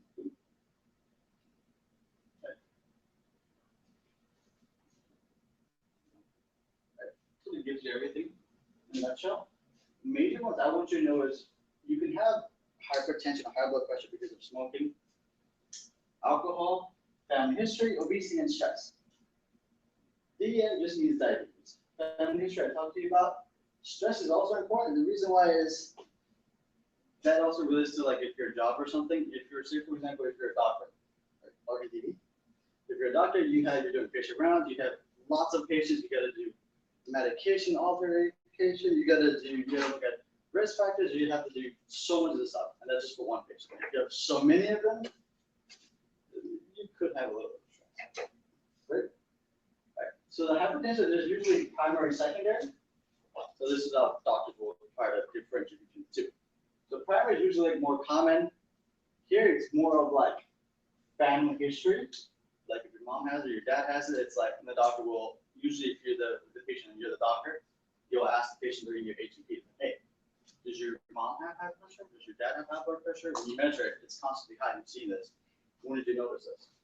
If you see it, and you know that family has it, that means most likely the doctor will diagnose you as if they have a like primary hypertension. Secondary is less common. They could have family history, maybe not. It's usually they have hypertension because of some sort of like secondary like disorder. If you have like low kidney function, if you have like chronic steroids or endocrine tumors or something, that's because of like secondary disorders. So this is less common secondary disorders. This is more like family, genetics and stuff. Right? So if you look at these are like the classifications. There's normal, hypertension, pre-hypertension, stage 1, stage 2. Right? Systolic and diastolic care. These are some of like the little values here. So doctors usually what they do is they try to tell you that it's usually like 120 over 80, that's the normal range. But it's different based on if you're a male and female, your age, weight as well. That has something to do with it as well. It's different. So these are like the two little machines that you see up here. The one you see on the right is a little bit old school type. This is the one when I was trained, I had to use this one. Nowadays, we have this fancy looking one here. You just plug it on, you hit start, boom, does it, 2 minutes, you're done. So this one you can easily buy like Walmart, CVS, and stuff like that. If you were going to buy any one of these, I'd probably recommend this one because you just start running, it does it for you. You don't have to do this stuff here. Right. So the diagnosis of it. So as a doctor, if you have a patient in front of you, how do you diagnose it? So these are some of the factors we talked about. If you're inactive, if you have stress, if you take too much alcohol, tobacco, age has something to do with it as well, salt. Now, in terms of alcohol, if you drink, doctor, sometimes there are people who tell you that you can drink a little bit of wine. If you finish a whole bottle in one sitting, not the best route to do it at, right? So you want to limit your alcohol intake as well. Salt, if you have really high salt intake, the diet you eat, some of the, say for example, those little canned foods that you eat, like refried beans or whatever, if you look at like the salt intake and all that stuff in there, it's a lot of it. If you go to Taco Bell, if you get one of those big burritos, that also has a lot of salt intake as well, unfortunately. Right? And stress. If you're a student, if you're a doctor, you could have a little bit of stress. If you're the dean of a medical program, you could also have a little bit of stress as well. Smoking is also related to it as well, right? So family history we talked about. If you're a patient in front of you, ask them, hey, did your mom have it? Your dad have it? Family history is important. And here's another thing. Race and ethnics. Apparently, I don't know why this is, but they know that people from like Africa or like African Caribbean or somewhere from like South Asia, they usually have they have a high incidence of getting hypertension. So if you know that your patient's, African American, you want to take that into consideration. Right? Now, age, it's different for like males and females, but the general key, what I've noticed is like if you're 50 or above or 55 and older, it's probably a good thing you want to regulate it. Like, get one of those little machines and just put pressure start button and then measure it, right? Now, other thing is the doctor would look at it if it's consistent. Like if the doctor measures your blood pressure at one time, right? If it's like 140 over 90, they're going to be like, oh, okay, that's not, that's okay. But if you've done it like if they measure it 3 times a day and they're noticing, okay, it's 140 over 90, it's 150 over 100, ridiculously high, then they're probably going to be like, okay, wait, they probably do have hypertension. If it's consistent, this is the key word. If it's consistent, then you're probably going to have hypertension, high blood pressure, right? So the easiest way to measure it is to use this machine and measure it yourself. You can go to your doctor, checkups and stuff like that. But remember, the doctor can only help you 50% of the way.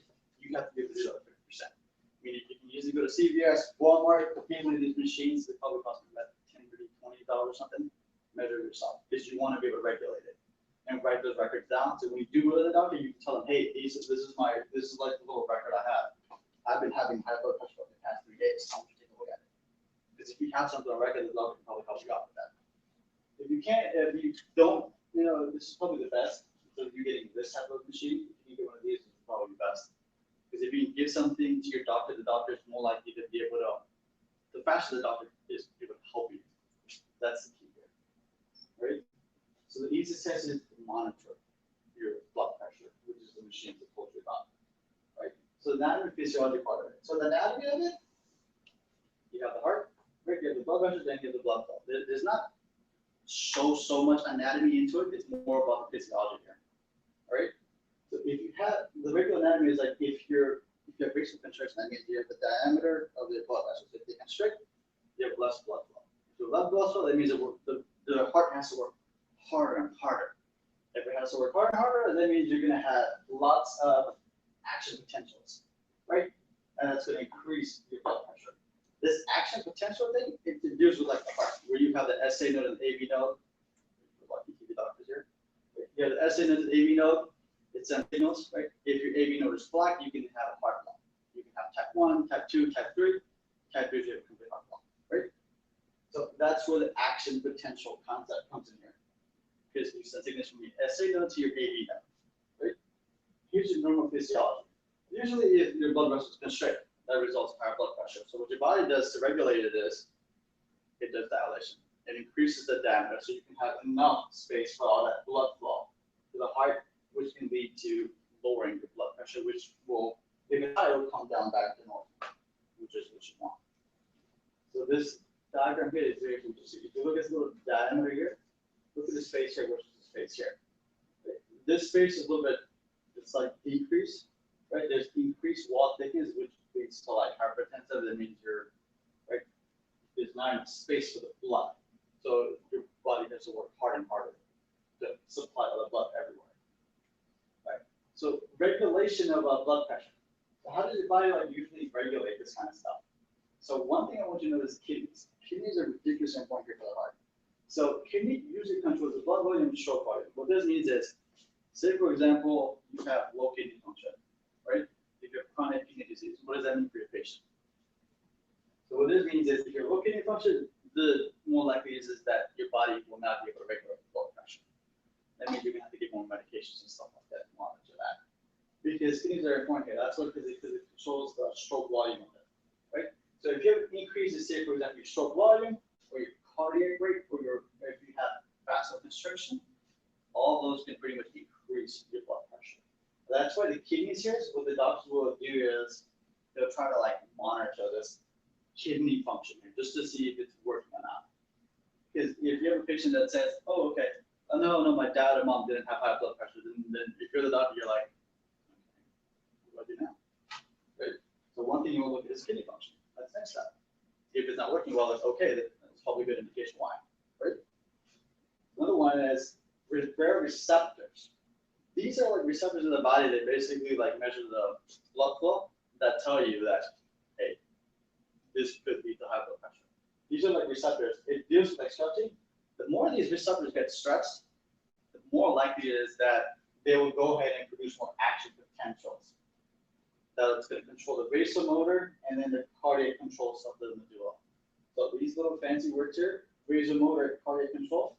This vasomotor, it just means dilation constriction. Constriction, if you're constricted, it's going to raise your blood pressure. If you have cardiac center, that's going to control your heart rate. You have your heart rate increase, then you're most likely going to control your high blood pressure. Right? So the way the regular blood pressure is when it's kidneys. So the doctor, that's usually what they do. So if you're a doctor in medical school, if you're a patient yourselves, that's something you want to look at. If someone says, say, oh no, my mom, dad doesn't have it, well, what do you do then? Look at the kidneys. Right? Right. This picture just shows you the difference between like normal, like you get increased pressure, which is like decreased pressure, right? If you look at little green lines here, right? These green lines represent active potential, the things that go from like the EV, SA node to the EV node, right? So if you're normal, look at these green lines here, versus when you have increased pressure, look at the green lines here. They have a lot more. They have more action potentials, meaning the heart has to work a lot more to like supply all the demands of stuff, the blood, to the body, right? And this is when you have decreased pressure. You have less of action potentials, right? Usually decreased pressure is real. Sometimes the patient will say they have like numbness in their thumbs and stuff. They can actually feel it. Feel like, oh, I have numbness in my thumbs. So that's how you know a patient has like your mom, dad. You tell them, hey, do you have numbness in your fingers? That can give an indication of like, okay, they have decreased pressure, decreased blood pressure. Right? Right. So abnormal regulation. So how does this look like as you break down? How does this thing screw up? One is, well, if you diet. You know, if you're going to Taco Bell a lot and you eat a lot of those bean burritos, they have a lot of salt. If you're going to McDonald's or something, anything you eat has a lot of salt in it. And when the kidneys are not exactly that great, then you could have high blood pressure. Remember, because kidneys regulate high blood pressure. If the kidneys are working that well, that means they can't filter out, they can't take out this bad guy, salt. Right? This is like the good guy. This is the bad guy. If you can't take out the bad guy, you're screwed. Right? And that's bluntly, that's what it means. Right? Another one is you want to look at sympathetic. So this fancy word, sympathetic, it just means that you're not relaxed. Parasympathetic is like when you're relaxed, when you're digesting. Sympathetic is when you're like hyper and you have increased heart rate. That's like, say, for example, you see like a cobra snake right in front of you. If you're like me, I'm not waiting, I'm running. so usually that would increase my heart rate and I would start to run. And I would need, blood to go into my muscle, then not to the digestive and stuff like that. Because I need my muscles to run. They're one away from the snake. Right? So here, you can also have total peripheral resistance that also increase your blood pressure. Short one we looked at, that can also increase your blood pressure as well. And then we looked at baroreceptors. The more it stretches, that can also result in you having high blood pressure. And then we talked about this not so good lifestyle of eating out and stuff like that. So if you can't eat a salad once in a while, that would be a good choice. That won't hurt. So the pathophysiology of it is pretty much it. It really depends on your diet that's critical. Not eating what you're supposed to be if you're not active enough. Nowadays we have cars and stuff where you get in your fancy car, you're being really luxurious car, you go to work, and then you get in your car and come back to work. You're not really exercising, right? Some people will say, "Oh, I'm at a job and I'm exercising and I'm doing work 9 to 5, man." Well, you're just stressed out. You're not really that kind of exercise. You need to walk outside. You need to do that cardio, stuff like that. And if you're overweight, one thing you always want to do is lose weight. Try to lose weight, right? If you drink too much alcohol, like I said, the wine example, don't drink the entire wine bottle, just drink a little bit of it. It's really good, right? The reason why is so that when your blood vessels, they won't have to go into like vasoconstriction and that'll have to increase your blood pressure. If you regulate all of these things here, that can control this, which means your internal diameter of your blood vessels, you can increase it, decrease it, whenever you like. But if you don't have, if your body has a hard time regulating these, then your body will have a hard time controlling the blood pressure, which will be abnormal. Even if you have low blood pressure or high blood pressure, anything away from the normal is bad. Right? So this is sort of the key here. This is like probably like the best slide of this presentation. Management of high blood pressure, right? Because you talk about all these bad things, like how do you regulate this stuff? So one thing is lifestyle change. Limit the salt intake, stop eating out. Or you can eat out, but just limit it. Right? Other one is smoking and drinking. Definitely no smoking as well, because it leads to a lot of cancers and stuff. Drinking, I guess you can have a little bit of wine, just not a whole bunch. You know, just don't take the whole, like, give the shots randomly, every day. Lose weight. Try to lose weight. Have sort of make like a little schedule as well. It's hard when you have like school and work and stuff, but if you can, in the evenings, okay, after you're done with work or school, go for a walk. It'll help. Exercise. I put this in both because a lot of people have trouble with it as well. So, you can promise yourself, oh, I'm going to exercise and stuff, and then like, oh, I have a job, I have work and stuff, I got life. And no, you don't really do it. So this is like a big commitment kind of thing that you really need to do. Join LA Fitness or something, or just jog outside or something, right? This is critical. Right. So these are just lifestyle changes that we can do. We don't really need a doctor, right? This is what we do. No doctor will help you. Medications, because they can give you diuretics, they can increase your urine. Why? Because you have all that salt in, right? Because if you increase your urine, you don't have all that salt intake in your body then. That means your blood pressure will reduce. You should control it. A lot can also give you vasodilators, ACE inhibitors, right? They can also give you beta blockers, right? This basically decreases the cardiac rate. Right? If you have an increase in cardiac rate, right? Your heart rate will increase, you'll go into sympathetic, and then you'll start having like high blood pressure. So if the doctor gives you beta blockers, which are actually pretty popular drug here, they can actually decrease the heart rate, which helps you a lot. So if you do have hypertension, if the doctor does give you some type of like beta blocker, don't be surprised. It's pretty famous. Right? You can also regulate potassium, calcium. You can take supplements for that. Right, and these are some of the non-medication methods, which is like, it seems really silly, I know, but like, if you're at school, or if you're like a doctor, when I was like working 20 patients, doing a little bit of yoga, a little bit of like the breathing exercises will help a lot, just calm you down, because stress does have a factor in hypertension as well. Because it's finished on yoga does decrease stress. There's been studies that show that. So I thought that was a lot of about that. And I'm done.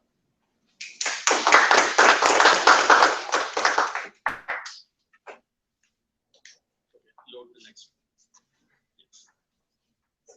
The eye. So we can take a break in the left. Yeah. So it's 10 for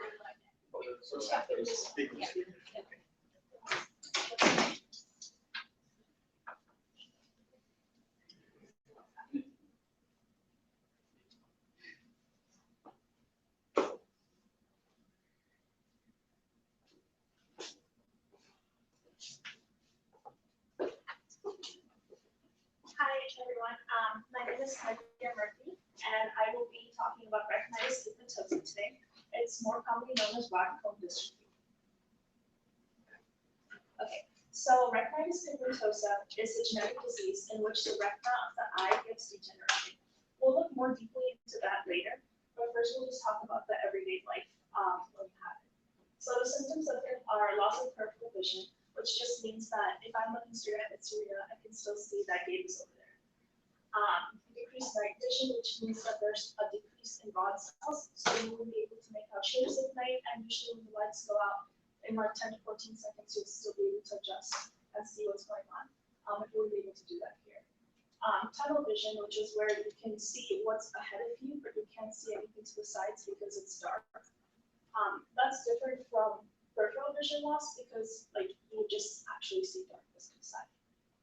You have difficulty identifying colors, and eventually it would lead to blindness. The incidence of this is 1 in every 2,500 to 7,500 people worldwide. It's often improperly diagnosed because there's a late age of onset, so people often mistake it for just blindness due to old age or due to cataracts or something. And the clinical findings are really focused on, get this right.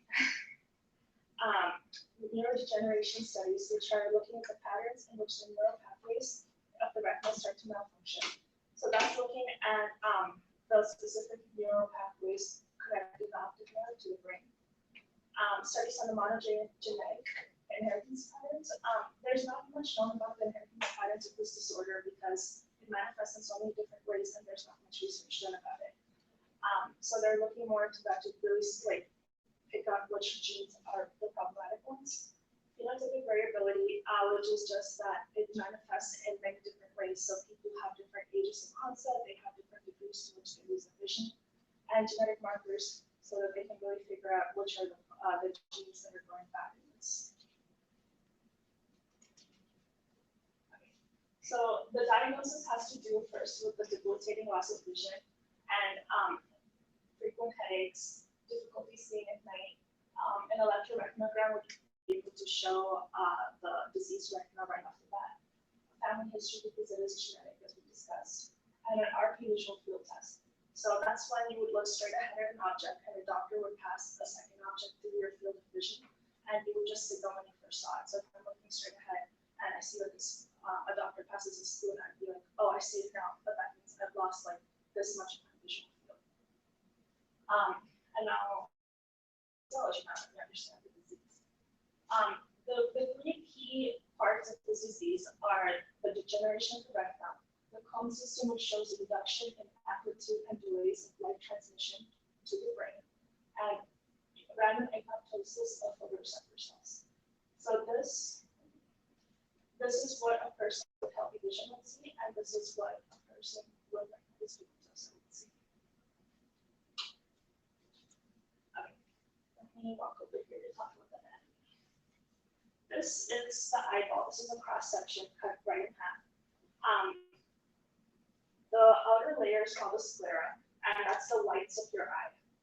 Then is the choroid layer, which is the second layer in, and then the third layer in, which is this is the retina, which is highlighted here in yellow. Other important features are the cornea and the lens, which work together to adjust the angle of refraction that the light comes in through. The pupil, which adjusts how much light is going in from dilation and constriction. The iris, which is just the color of your eye. And then there's the aqueous humor and the vitreous humor. The aqueous humor is in the anterior cavity, and the vitreous humor is in the posterior cavity. And they modulate your eye pressure. The lens, which I just discussed, and of course the all-important optic nerve, also known as cerebral nerve number 2. So to talk about the retina, the retina is this entire region over here, and it's all lined with photoreceptor cells, rod cells and cone cells. Rod cells are used at night, and cone cells are used for colors and light depth perception in the day. There's like a concentration of photoreceptor cells in a little indentation. It's not too clear here, but it's called the fovea, and it comes out as like a little jumps into the other layers.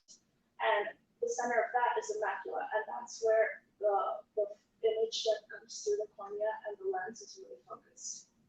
And it's from the macula that the electrical impulses are started, and then they go to the optic disc, to that optic nerve, and then to the brain.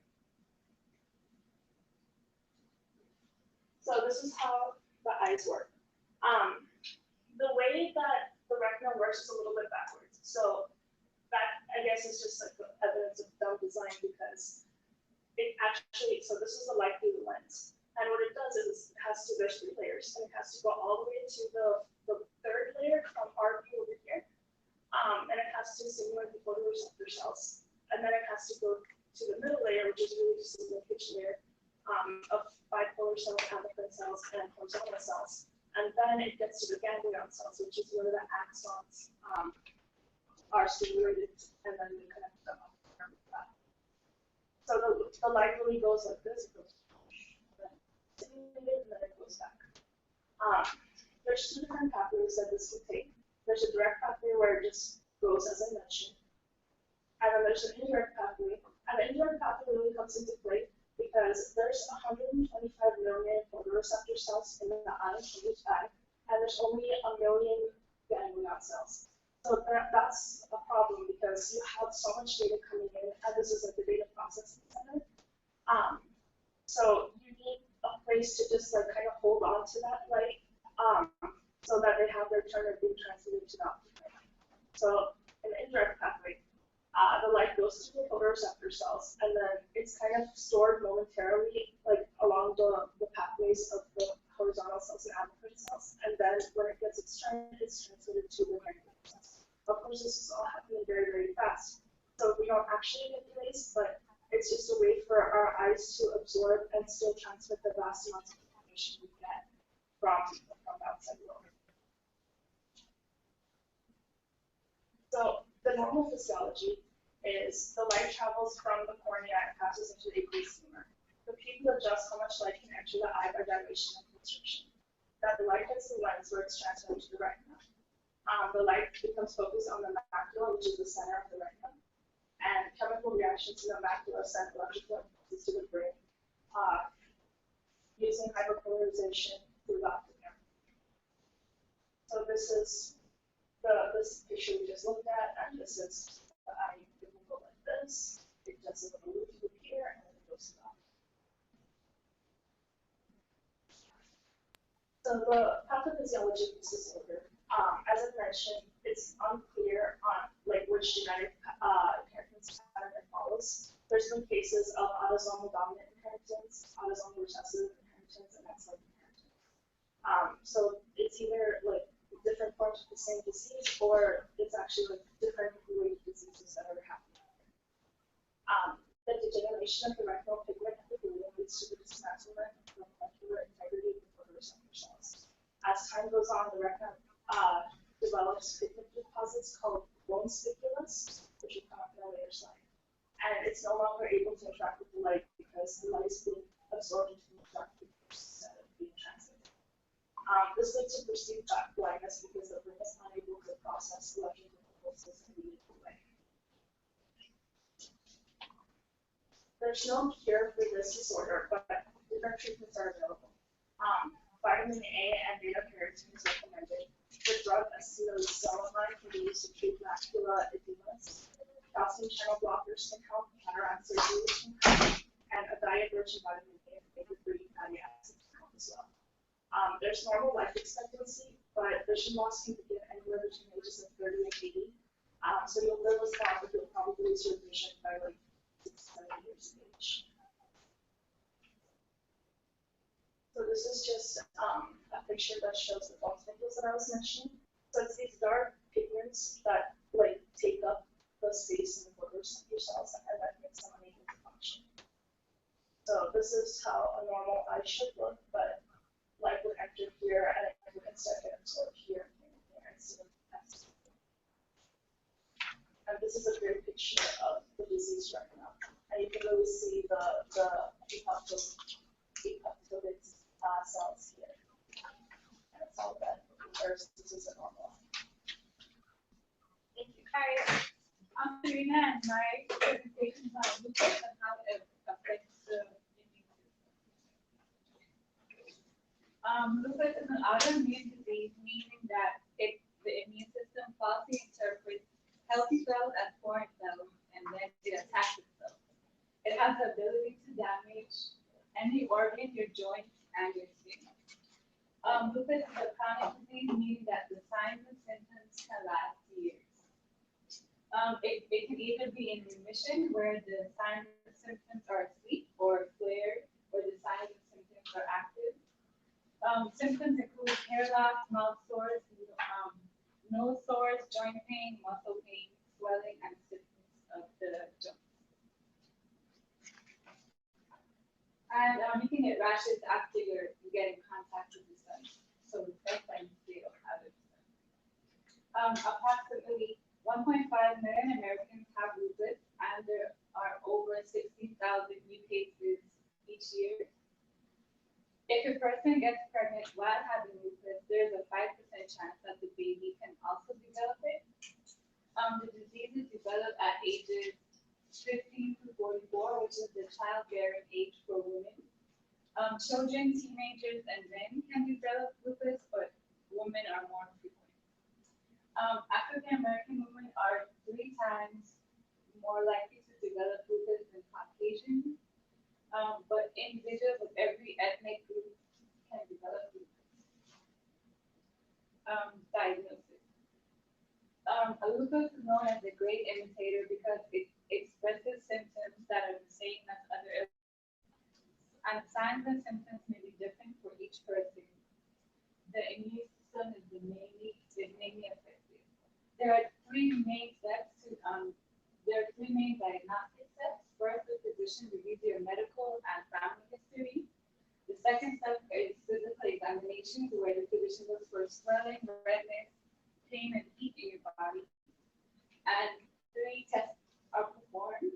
The most popular and accurate test is the anti-nuclear antibody test, where patients are test positive for antibody presence. There's a 97% chance that everyone has lupus should take this test. Other tests include chest X-ray, echocardiogram, urinalysis, complete blood count, and kidney and liver assessment.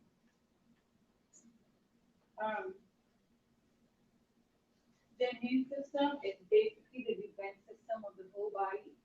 It fights against foreign cells. Here's a picture with all the main organs of the immune system. They include bone marrow, thymus, lymph nodes, spleen, the mucosa associated lymphoid tissue, lymphoid circulation, leukocytes, and your skin. Bone marrow is the main production site of immune cells. Thymus produces T cells, which recognize and kill virus-infected cells. The spleen filters the blood. Lymph nodes confine foreign cells and purifies pathogens inside your body, and it's also the site of lymphatic circulation. Lymphocyte recirculation is the pathway of the lymphatic circulation, and it eliminates antigens. Leukocytes pinpoint and remove pathogens. And lastly, your skin, which is your largest organ of the body, it barricades. It acts as a barricade so microbes can't enter the body. The main components of the immune system work together to keep out detrimental agents and destroy those that enter the body. Normally, in the immune system, proteins called autoantibodies are produced, which shelter the body from foreign attackers. Foreign attackers include viruses, bacteria, foreign cells, and parasitic animals and proteins. During lupus, the immune system attacks itself. It is no longer able to distinguish between foreign cells and healthy cells. So the produced autoantibodies strike and demolish healthy tissues, which alter the organ function.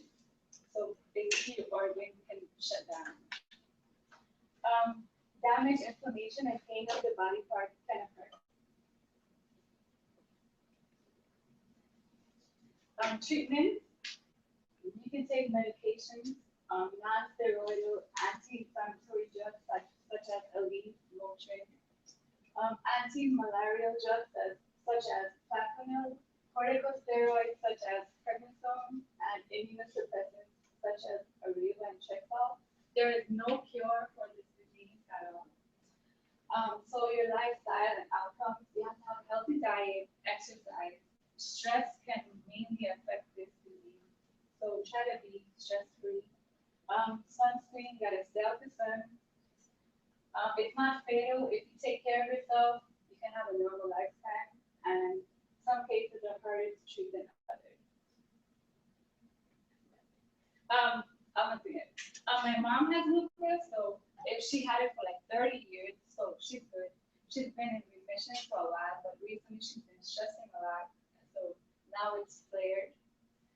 But so she can't be in the sun, and the prednisone affects her bones, which is the thing. So her bones are really brittle, so now she has to get surgery for metal implants in her knee and her ankle. So those are the outcomes. Okay.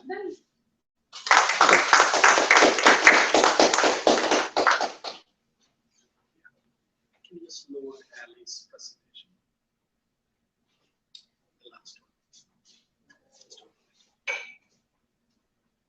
Right, okay, there you go.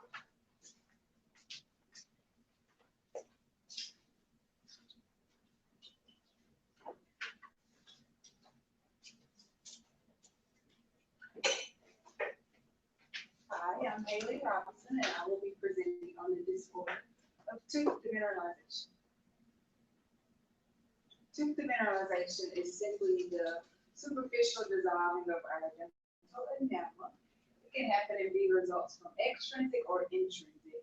Extrinsic, which is the number one factor, is coming from the foods that we ingest and the things that we eat, as far as how acidic the foods are in our mouth. And intrinsic factor would be as far as acid coming from oral bacteria on food and plaque that's already in our mouth. It's most commonly seen, we can diagnose it ourselves as seeing lesions, which are frosty white spots on the teeth. And symptoms include sensitivity to hot or cold food, dental cavities and caries, tooth pains or toothaches, and weakened enamel. My clinical findings from people who have severe enamel demineralization from the chronic use of the drug methamphetamine, which we classify as methadone, and also from cavities, which is the breakdown of the tooth, from bacteria and from simple sugar. Simple sugar is the number one thing that bacteria gets its energy from, and its source to cause demineralization on the tooth, and also erosion, which is the irreversible demineralization of the tooth that is only from acid, it's not from bacteria. The incident rates, the frequency of occurrence, it all depends on the individual and the foods that we are ingesting and the acidity of those foods. So there are no cases at birth because teeth eruptions usually occur about 6 months of age of a newborn baby. But however, our teeth do begin developing in the first trimester of pregnancy, but don't erupt until then. And there's no specific population affected. Once again, it's all depending on the foods that we eat. And here are 3 images of the different clinical findings. This is an example of meth mouth. The patient who uses the drug methamphetamine, their lesions will actually break through the dental enamel into the second layer, which is the dentin, and it will form brown lesions. Here are images of cavities. This is an X-ray of what your dentist would see, being able to identify a cavity. Anything that's black space is clear, open air, so you'll be able to tell that you have a cavity in your tooth. And this third picture is of the erosions, which you can see on his bottom row of teeth. Is an irreversible process of the demineralization of your tooth, and it's only from the acidity of our foods. Our diagnosis of tooth demineralization, it can be diagnosed from an appointment visit at the dentist, just through good lighting source and dental mirrors, and it will be seen from the white chalky spaces called lesions.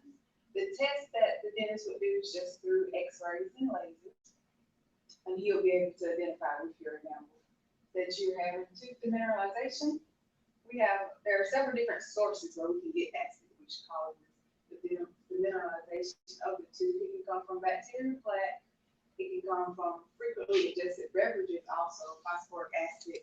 It's the number one ingredient in diet sodas and regular soda, along with sports drinks and flavored water. And also we can have exposure to acids from citric fruits. Lemons are the number one fruit that's the most acidic, but limes, oranges, pineapples, all of those as well will expose us to acid. And in patients who have reflux disorders, or anyone simply, if we were to vomit from the hydrochloric acid in our stomach, that would automatically give us a high level of acidity in our mouth. The physiological system that's affected by tooth demineralization is, of course, the oral cavity, which is another name for the mouth. And there are environments that we will look at the physio of will be our plaque, saliva, pH values, and then we'll do a comparison of the demineralization and remineralization. But first, we have our anatomy slide. Here, we're showing we have 4 main dental tissue layers. The enamel, which is the outer layer of the tooth, it is the hardest structure in the body. Our enamel is harder than bone. It has no nerves, so it's insensitive. And very important for us to realize that our enamel cannot be renewed. We cannot form new enamel, but we can repair.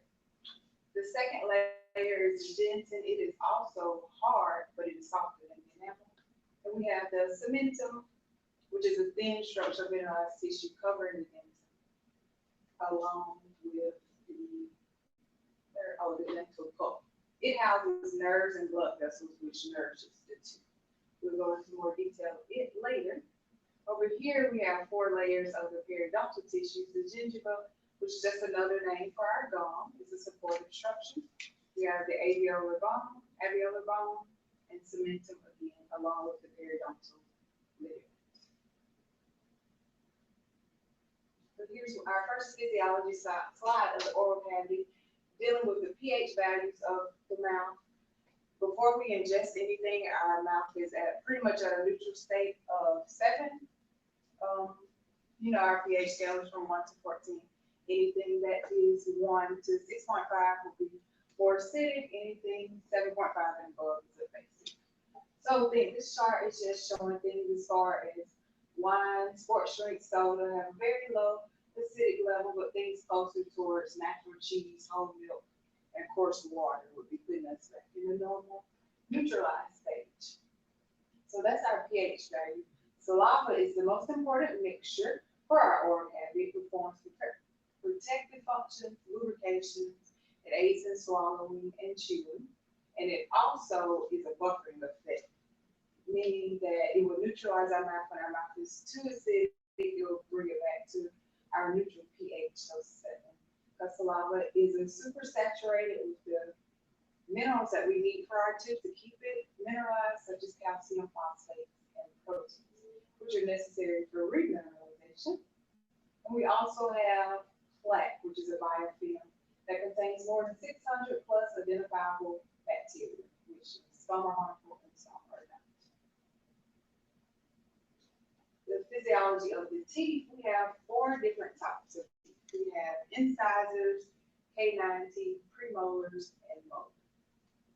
Our incisors, we have 8 incisor teeth. We have 4 on the bottom, 4 on the top, and their main function is for the chiseling or cutting when we're chewing food. And we have 4 canine teeth, the cornerstone teeth, 2 on the top, 2 on the bottom. We may refer to them as like the vampire teeth. People say, and that's for puncturing and straining the food. And we have 8 premolars, 4 on the top, 4 on the bottom. Our premolars are only present in permanent teeth. They're not present in our baby teeth. And they work along with our molars, which we have 6 on the top, 6 on the bottom, that function for crushing and grinding food during chewing. We have first, second, and third molars. So the third molar is what we refer to as our wisdom teeth. During several patients, a lot of people have to have their wisdom teeth removed. So they will have a total of 28 teeth. I've had my wisdom teeth removed. But a normal person who does have all of their teeth, 32 is the number that we would have. And the importance of this, the most important thing is first to realize that our mouth is always in a constant state of either demineralizing or remineralizing. And our last slide of physiology of the tooth. Essentially, the tooth is kind of like a tree. Only half of it is visible. You have the top part, which is our crown. Then we have a neck, and then also like a tree, we have a root that's underneath. What we're touching here on this slide is the dental pulp cavity because it houses the blood vessels and nerves.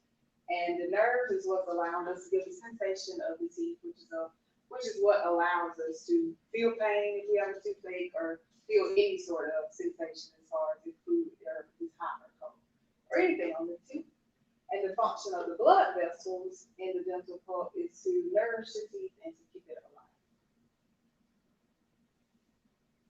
Here we have a correlation of the physiology and pathology. Pathology would be the demineralization of our tooth. Once again, stating we are always in a stage of either one or another. Demineralization happens when there is a loss of enamel more faster than we are remineralizing. Our dental enamel will start demineralizing at a pH of 5.5, and the dentin, which is the second layer, will start around 6.5. Remineralization is simply to say to bring it back to neutral at a pH of 7, which will have calcium-rich saliva and phosphates. And remineralization is specifically an enrichment of the particularly demineralized particles. That's the biggest point of realizing that we are only renewing the demineralized enamel. We are never creating new enamel. treatment and prevention of tooth demineralization, if we go to the dentist as we're supposed to every 6 months or twice a year for our regular checkups, we should be free of tooth demineralization. But it can be treated at the dentist. The number one prevention is fluoride. Fluoride is inorganic and it's the simplest form of the element fluoride. Treatments involve dental remineralization, using fluoride at the dentist, applying the thin layer of the gel.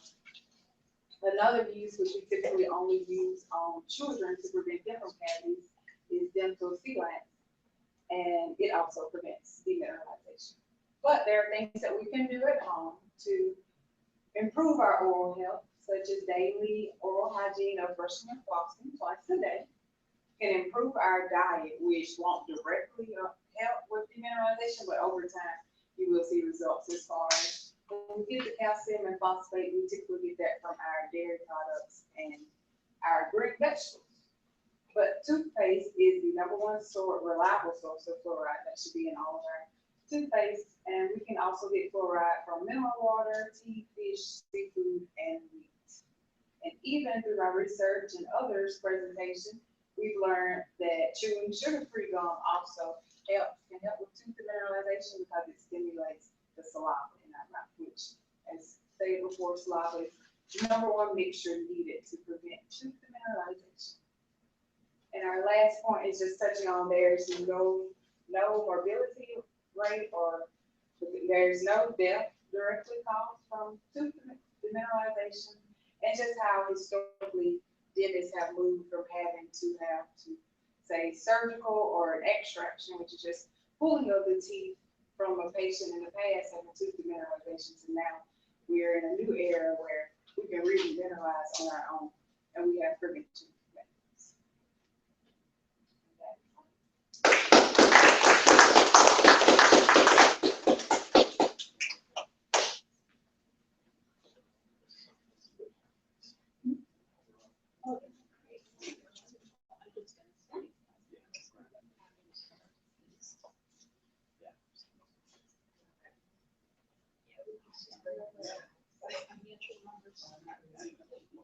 Well,